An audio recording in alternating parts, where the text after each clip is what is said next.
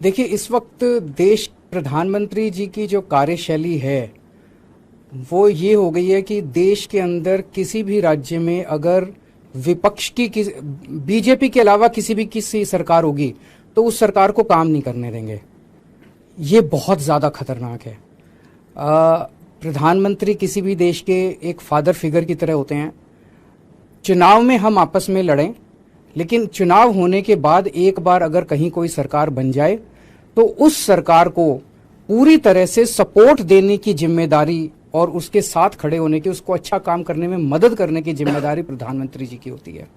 लेकिन हमारे देश के प्रधानमंत्री जी ने ठान लिया है कि अगर बीजेपी को वोट नहीं दोगे, कोई और सरकार बनाओगे, तो उस सरकार को किसी भी हाल में काम नहीं करने देंगे। एक तो वो ये करते हैं कि अगर किसी और की सरकार बन जाए बीजेपी के अलावा, तो उसके सारे नेताओं के ऊपर ईडी और सीबीआई छोड़ देते हैं, उनको गिरफ्तार कर लेते हैं, उनको तरह तरह से प्रताड़ना करते हैं, तरह तरह से तंग करते हैं, उनकी पार्टी तोड़ देते हैं, उनकी सरकार गिरा देते हैं। पूरे देश में कई जगह ये देखने को मिला, गोवा में देखने को मिला, महाराष्ट्र में देखने को मिला, कर्नाटक में देखने को मिला। एक के बाद एक राज्य के अंदर जहां नॉन बीजेपी गवर्नमेंट बनती है वहां पे ईडी और सीबीआई को छोड़ के और उनको गिरा दिया जाता है। ईडी और सीबीआई को छोड़ते हैं, नेताओं को डराते हैं। अगर नेता बीजेपी में आ जाए तो सारे मामले बंद हो जाते हैं। हेमंत बिश्व शर्मा, जो इनके ऊपर पहले सीबीआई और ईडी के इतने मामले थे, शारदा कांड था शायद उनका, उसके अंदर वो फंसे और जैसे ही वो बीजेपी में आ गए सारे मामले खत्म। तो या तो वो पहले निर्दोष थे और या दोषी तो थे लेकिन बीजेपी में आ गए तो सारे मामले खत्म। उसी तरह से शुभेंदु अधिकारी का मामला आता है, मुकुल रॉय का मामला आता है, नारायण राणे का मामला आता है। अभी उद्धव ठाकरे जी की पार्टी से जब इतने सारे एमएलए तोड़े गए तो कहा जाता है कि उनमें कईयों में सीबीआई और ईडी के मुकदमे चल रहे थे जिनको ठंडे बस्ते में डाल दिया गया। तो सीबीआई और ईडी का इस्तेमाल भ्रष्टाचार के खिलाफ के लिए नहीं कर रहे, सीबीआई और ईडी का इस्तेमाल कर रहे हैं चुनी हुई सरकारों को गिराने के लिए और दूसरी विपक्षी पार्टियों को तोड़ने के लिए।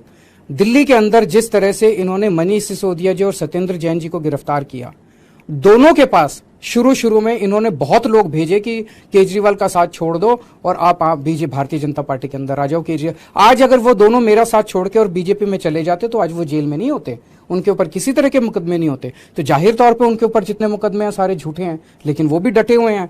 तो ईडी और सीबीआई का इस्तेमाल केवल और केवल विपक्ष को तोड़ने के लिए और बीजेपी की जबरदस्ती सरकार बनाने के लिए किया जा रहा है। दूसरी तरफ गवर्नर्स का इस्तेमाल किया जा रहा है। मैं स्टैलिन साहब से बात कर था, 20 से ज्यादा बिल जो विधानसभा ने पास कर दिए उस पे गवर्नर साहब साइन नहीं कर रहे। केसीआर साहब ने अभी कल सुप्रीम कोर्ट में केस किया है कि हमारे बहुत सारे बिल गवर्नर लेके बैठे हैं, उस पे साइन नहीं कर रहे। पिनरई विजयन साहब के कई सारे वाइस चांसलर्स की नियुक्ति उन्होंने रद्द कर दी। ऐसे चुनी हुई सरकारें कैसे? ममता दीदी परेशान है, नीतीश कुमार जी से मैं बात कर रहा था, वो परेशान है। दिल्ली के लेफ्टिनेंट गवर्नर समझते हैं कि सुप्रीम कोर्ट और संविधान को वो मानते ही नहीं है, वो खुलेआम कहते घूम रहे हैं कि मैं सुप्रीम कोर्ट और संविधान। ऐसे देश कैसे चलेगा? तो अगर देश का प्रधानमंत्री नॉन बीजेपी सरकारों को काम नहीं करने देगा और अवरोध रोज पैदा करेंगे देश के प्रधानमंत्री, तो इस तरह से तो देश के लिए बहुत खतरनाक स्थिति है।